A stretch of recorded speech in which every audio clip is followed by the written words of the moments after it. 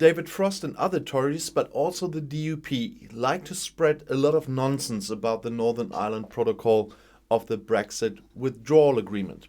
One can only try to counteract this with complete information. And before any legends are created here in the comments, I would like to bring you the complete text of the speech by EU negotiator Maros Sefcovic today.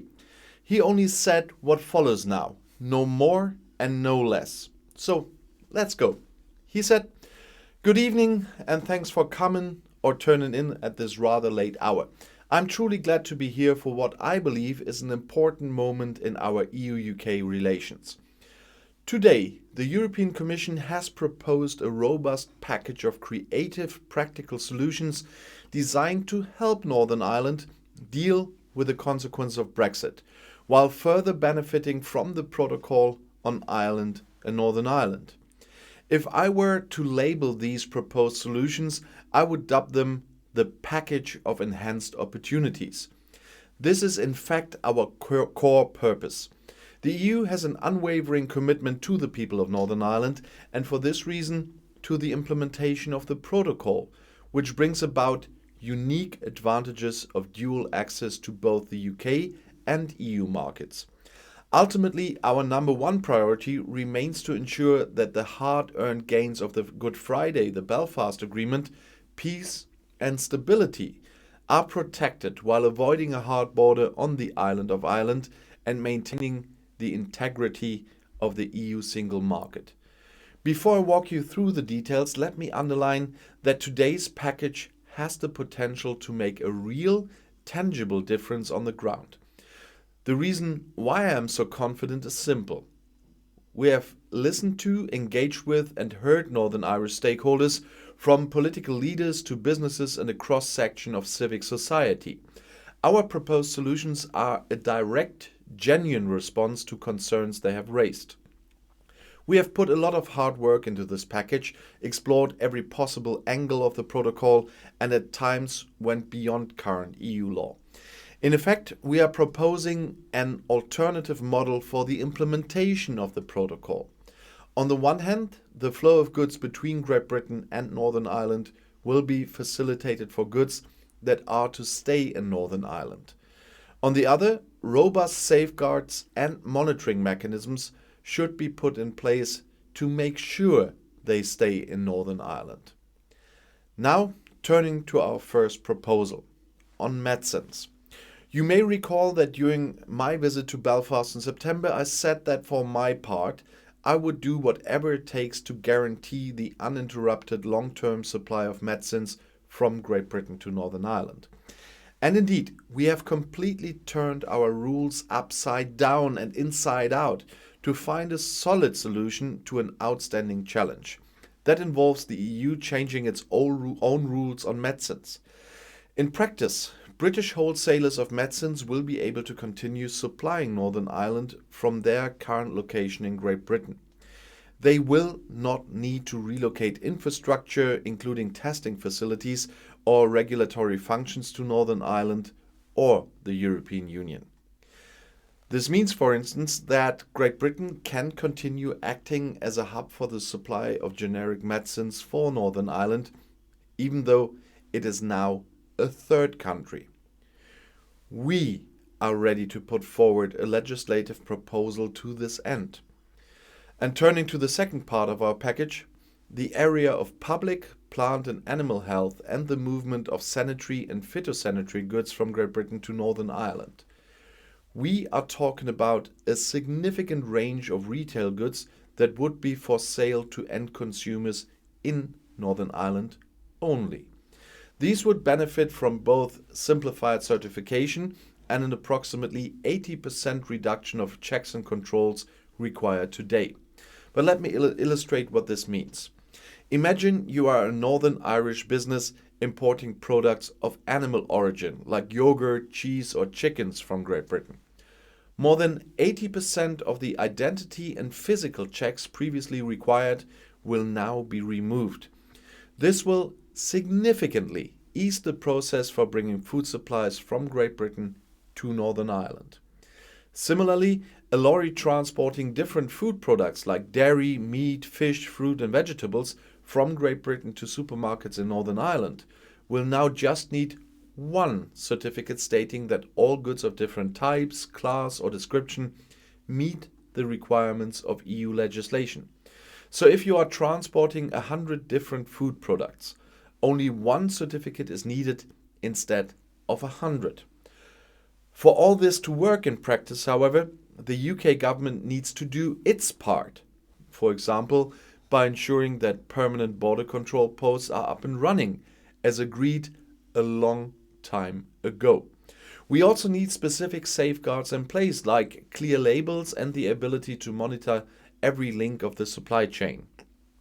We are showing great flexibility, but the remaining controls must be done properly, I believe understandably, to protect the integrity of our EU single market. We are similarly ambitious in the third part of our package concerning the customs area. Here, we propose to expand the scope of the existing scheme on goods not at risk of entering the EU single market to a wider group of businesses and products. For example, more small and medium-sized enterprises could benefit from this scheme, while goods covered by the scheme are free of customs duties because they stay in Northern Ireland. We also propose to cut in half the customs formalities and processes that are required today for these goods. For instance, a Northern Irish car dealer ordering car parts from Great Britain will only need to provide basic information to the customs authorities, such as the invoice value of the car parts and the parties to the transaction. Once again, up to 50% of the current formalities will be removed. This is possible if the right safeguards are put in place, ranging from real-time access to databases to better market surveillance to a termination clause. Combined with our proposed solutions in the area of sanitary and phytosanitary rules, this will create a type of express lane, vastly facilitating the movement of goods from Great Britain to Northern Ireland. Fast. Lastly, in response to a clear and strong demand on the ground, we are proposing ways to enhance the participation of Northern Irish authorities and stakeholders in the implementation of the protocol, while fully respecting the UK's constitutional order. Our proposed solutions aim to improve the exchange of information by establishing structured dialogues between various stakeholders and the European Commission. Northern Irish stakeholders would also be invited to attend some meetings of the specialized committees. And we also aim to create a stronger link between the Northern Ireland Assembly and the EU-UK Parliamentary Partnership Assembly. Before I conclude, let me reiterate that with this robust package of practical, imaginative solutions, we can continue to implement the protocol on Northern Ireland for the benefit of all communities on the ground. It not only summons stability and predictability, an indispensable ingredient for the local economy to flourish, but also paves the way for enhanced opportunities. When I visited Northern Ireland in September, I met its resilient business community and civic society. And I heard about potential investors from the United States and Canada keen to take advantage of Northern Ireland's unique position, provided there is clarity on how things will work first. Earlier today, I presented this package of enhanced opportunities to our member states and the European Parliament. We continue to stand united behind Northern Ireland, while at the same time remaining determined to protect our internal market. Now I invite the UK government to engage with us earnestly and intensively on all our proposals. With them, I am convinced we could be in the home stretch when it comes to the protocol. It is my hope that in the coming weeks, we will jointly arrive at an agreed solution that Northern Ireland truly deserves. Thank you. So, those were his words. No more and no less.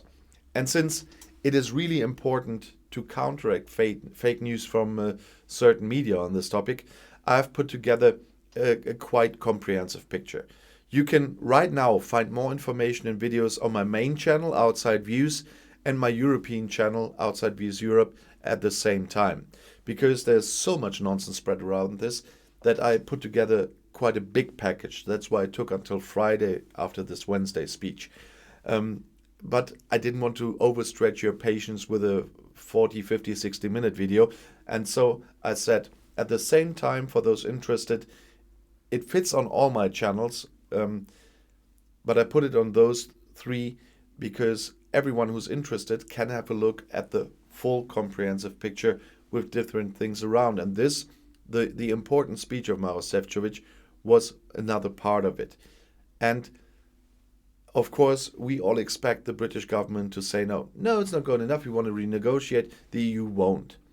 But this is an offer. And the EU, this is the maximum offer we will ever get. I'm quite sure about this because the EU stretched their own possibilities to the limits.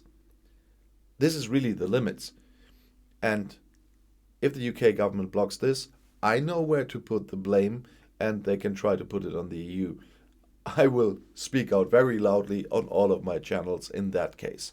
So, for the sake of the people on the Irish island, I hope, I know it's a thin hope, but I hope someday some reason will move in to Downing Street number 10. And I'll see you in my next video. Bis gleich.